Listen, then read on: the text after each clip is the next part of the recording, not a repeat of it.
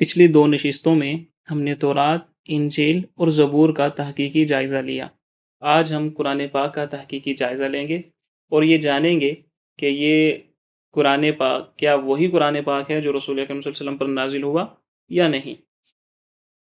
جب ہم تورات، انجیل اور زبور کی طرح قرآن پاک کا تجزیہ کرتے ہیں تو حیرت انگیز طور پر اس کے نتائج سابقہ آسمانی کتابوں سے بالکل مختلف نظر آتے ہیں۔ قرآن پاک پر تجزیہ کرنے سے ہمیں یہ معلوم ہوتا ہے کہ یہ من و عن وہی کلام ہے جو ہمارے آقا جناب محمد مصطفیٰ صلی اللہ علیہ وسلم پر نازل ہوا تھا۔ اب آئیے ان شواہد کی طرف بڑھتے ہیں جن سے یہ ثابت ہوتا ہے کہ یہ قرآن آج بھی اپنی اصلی حالت میں موجود ہے۔ سب سے پہلے آتے ہیں اس کی کتابت کی طرف۔ قرآن پاک کی کتابت انجیل کی طرح حضرت عیسیٰ علیہ السلام کے 40 یا 50 سال بعد نہیں ہوئی، بلکہ حضور علیہ الصلوۃ والسلام کی حیات میں ہی ان کے حکم سے ان کی موجودگی میں ہوئی۔ طریقہ کار یہ تھا کہ جب بھی کوئی نئی آیت نازل ہوتی تو حضور علیہ الصلوۃ والسلام کاتبین وحی کی جماعت کو بلاتے اور انہیں حکم دیتے کہ یہ آیت نازل ہوئی ہے، اسے فلاں صورت کے فلاں حصے میں شامل کر دو، یعنی فلاں آیت سے پہلے یا بعد میں لکھ لو۔ کاتبین وحی کی یہ جماعت کم و بیش 40 افراد پر مشتمل تھی، اور ان تمام کاتبین کے نام اور ان کے احوال آج تک محفوظ ہیں۔ حضرت زید بن ثابت فرماتے ہیں کہ جب میں لکھ لیتا تو حضور علیہ الصلوۃ والسلام حکم فرماتے کہ ہم مجھے پڑھ کر سناؤ جو تم نے لکھا ہے۔ حضور علیہ الصلوۃ والسلام خود سنتے اور اگر کہیں لکھنے میں غلطی واقع ہوئی ہوتی تو اسے درست کروا دیتے۔ اس کے علاوہ ایک بڑی تعداد ایسی بھی تھی جس نے حضور علیہ الصلوۃ والسلام کی حیات میں ہی براہ راست حضور علیہ الصلوۃ والسلام سے سن کر قرآن پاک کو حرف بہ حرف یاد کر لیا تھا۔ اس طرح حضور علیہ الصلوۃ والسلام کی حیات میں ہی کلام پاک کو لکھ کر اور زبانی یاد کر کر محفوظ کر لیا گیا تھا۔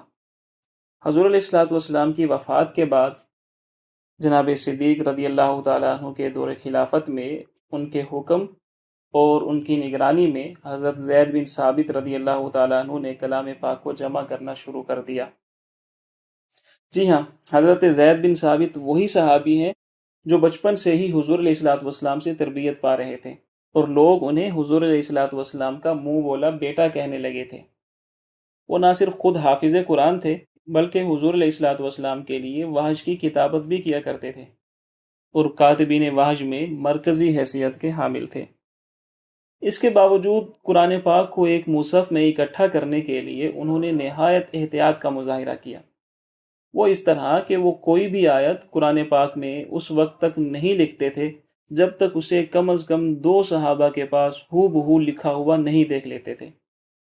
اس طرح ہر آیت وہ کم از کم 2 صحابہ کی گواہی کے ساتھ وہ مصحف میں درج کرتے گئے۔ لیکن کچھ آیات ایسی بھی ہیں جو انہوں نے صرف ایک صحابی کے پاس لکھی ہوئی پائیں، لیکن اس کے باوجود انہوں نے ان آیات کو مصحف میں شامل کر لیا۔ وہ آیات کون سی ہیں اور وہ صحابی کون تھے، اس حوالے سے انشاءاللہ العزیز اگلی نشست میں بات کی جائے گی۔